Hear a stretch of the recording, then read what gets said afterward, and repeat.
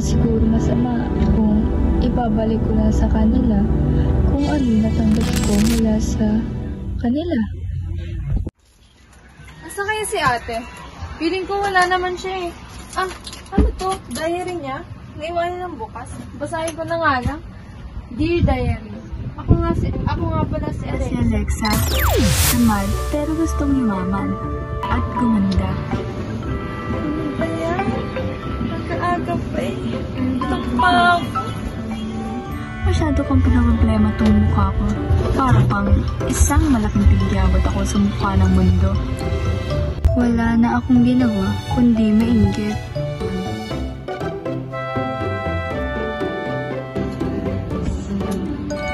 Hindi hirang mukha to.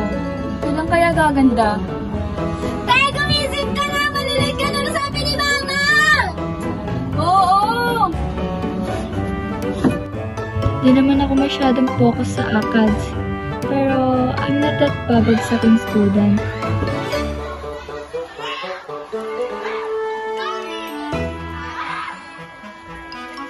Ewan ko rin kung ano mararamdaman ko sa student. May gustong makipag-friend sa akin, kaso inaaniwan ko. Uy, Alexa!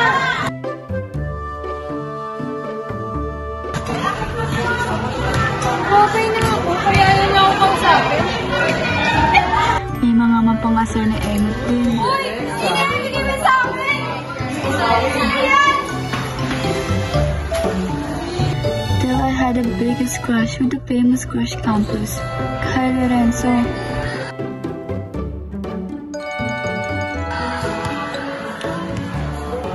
Weird daw ako at mukhang stupida, pero bakit ba nila? May weird yan, no? Sino? Si Rose? Justin, sino ba? Ito naman, lulong man sa ako na parang lalaki. Oo, takot na rin ito, ako iyak ka nga eh. Pero yung sinasabi ko, pre, hindi na pa iyak kanina. Ah, si Alexa, bakit? Iwan ko lang, napipil ko lang na ano niya, weird siya. Paano weird? Baka ikaw yun, wala namang ginagawa yung tao sa'yo eh. Iwan ko, hayaan mo na siya. Hayaan mo na. Siya pala first crush ko, Diary. Diary. You know, even though hindi man lang napakikasama ng tao sa akin, may gusto pa rin makipagkaibigan sa akin.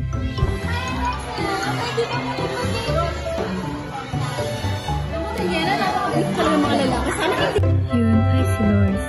Napakaganda nga niya. Di niya ako sinukuhan, pero maging friends kami. Sino kaya yung babaeng mo? Ano nasunod sa akin? Gusto makipag-friend?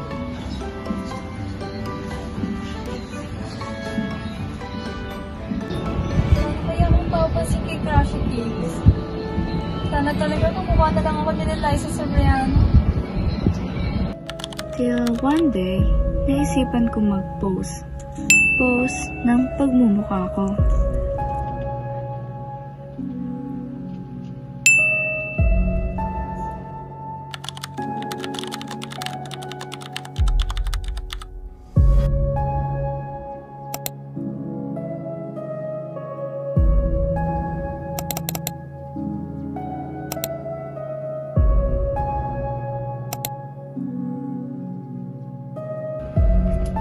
Tulog na nga. Di ko akalain ang ginawa kong yun because of the damage in my life.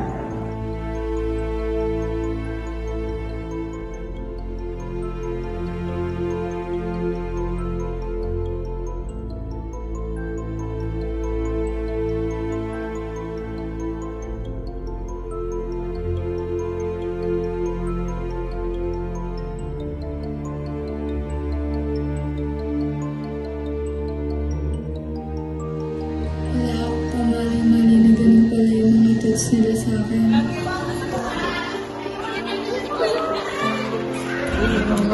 Gusto ko yun.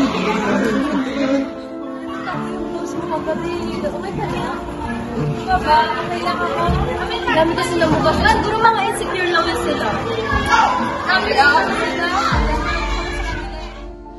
Nalaman kong pinaglalaroan pala ako ni Enzo. Akala ko gusto niya rin ako, pero kasama pala sa plano niya yun. Di na pwedeng ganito lang.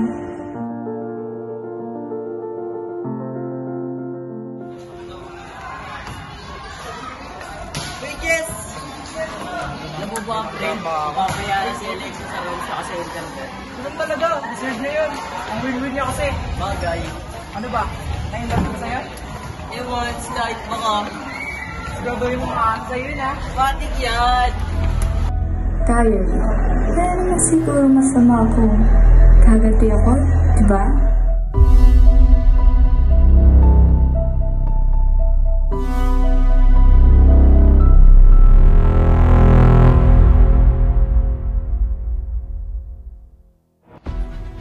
Sabi ko naman sa'yo, diary.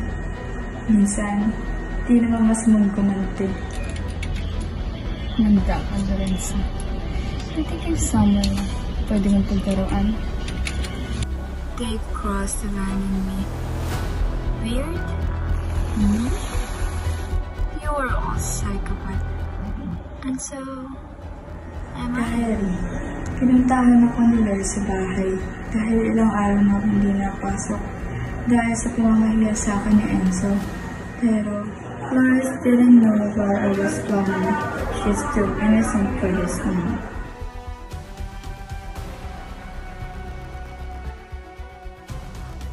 I left a note saying, maybe I'm not that pretty to be worthy. The sea is calling me.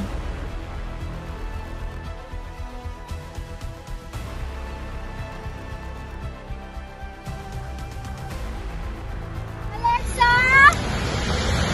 Alexa, nasan ka? Alexa! Sineras ko si Alexa! Alexa! Alexa!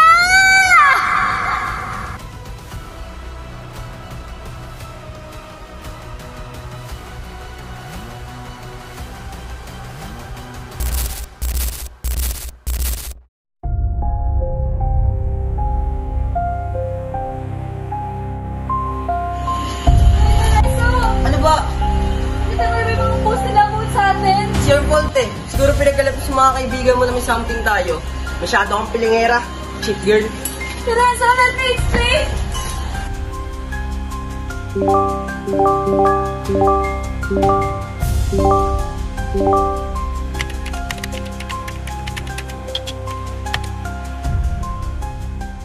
Ano ba yan? Parang ng bully lang. Expelled na agad.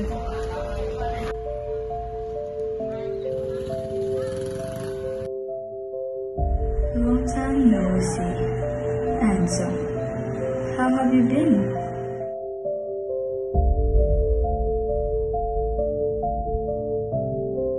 Diary, they don't know how their actions and words penetrated deep in my heart.